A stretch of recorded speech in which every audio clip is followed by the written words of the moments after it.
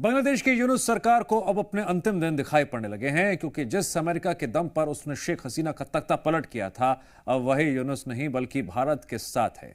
तो वहीं दूसरी तरफ यूनुस सरकार शेख हसीना को मौत की सजा देने की प्लानिंग कर रही है।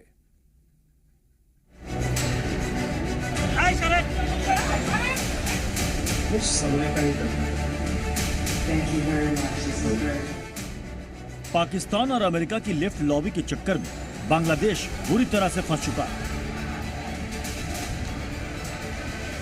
तो दूसरी तरफ शेख हसीना भारत में बैठकर दहाड़ मार रही हैं। अब अमेरिका ने यूक्रेन की तरह बांग्लादेश में भी पाला बदल लिया है।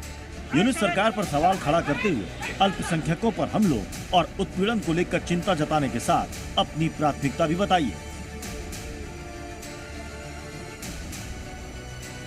शेख हसीना पर 2 केस दर्ज हैं, जिसमें उनको फांसी या आजीवन कारावास की सजा सुनाई जा सकती है। वहीं शेख हसीना भी भारत में बैठकर अपने कार्यकर्ताओं में जोश भर रही हैं और वापसी की उम्मीद जता रही हैं।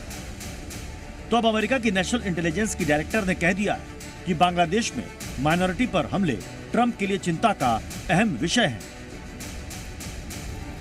पहले तो मोहम्मद यूनुस ने सेना के सहारे तख्ता पलट किया और देश को चरमपंथियों और कट्टरपंथियों के हाथों में सौंप दिया, जिसमें देश में अराजकता और बवाल के साथ ही आईएसआई के इशारे पर दूसरा पाकिस्तान बनने की तरफ बढ़ने लगा। और अब यूनुस सरकार पूर्व प्रधानमंत्री शेख हसीना को मौत की सजा देने की तैयारी कर रही है।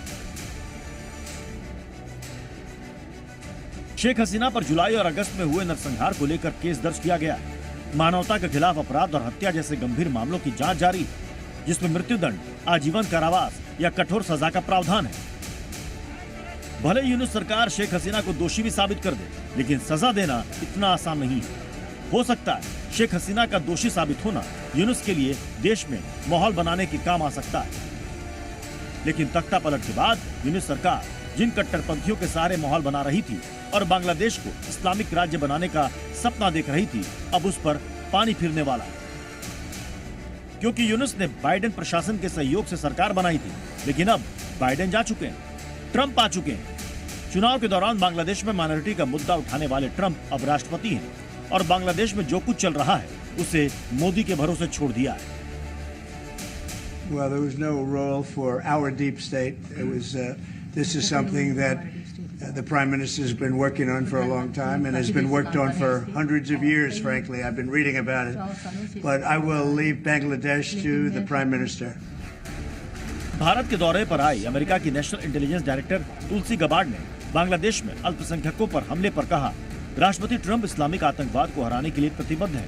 हिंदुओं, बौद्धों, ईसाइयों और अन्य धार्मिक अल्पसंख्यकों का लंबे समय से दुर्भाग्यपूर्ण उत्पीड़न, हत्या और दुर्व्यवहार अमेरिकी सरकार और ट्रंप प्रशासन के लिए चिंता का विषय रहा है। वैश्विक स्तर पर चरमपंथी तत्व और आतंकवादी समूह कार्य कर रहे हैं। इस्लामिक आतंकवादियों का खतरा विभिन्न आतंकवादी समूहों के वैश्विक प्रयास का एक विचारधारा और उद्देश्य के लिए है। ये एक इस्लामिक खिलाफत के आधार पर शासन करना चाहते हैं। अमेरिका के बयान पर यूनुस सरकार भड़क गई, खुद को शांति का मसीहा बताने लगी और दावा करने लगी कि सरकार उग्रवाद और आतंकवाद के खिलाफ लड़ाई लड़ रही है। लेकिन सच तो सबको पता है कि तख्ता पलट के बाद अब तक हजारों हिंदू और अल्पसंख्यक मारे गए, बेघर हुए, उनके धार्मिक स्थलों को तोड़ा गया। धर्म परिवर्तन के साथ ही किडनैपिंग और जबरन विवाह के भी मामले सामने आए। ऐसे में अमेरिका के ताजा बयान और भारत सरकार की कोशिशों के बाद कयास लगाए जा रहे हैं कि जल्द ही बांग्लादेश में कुछ बड़ा हो सकता है। ब्यूरो रिपोर्ट, जी मीडिया।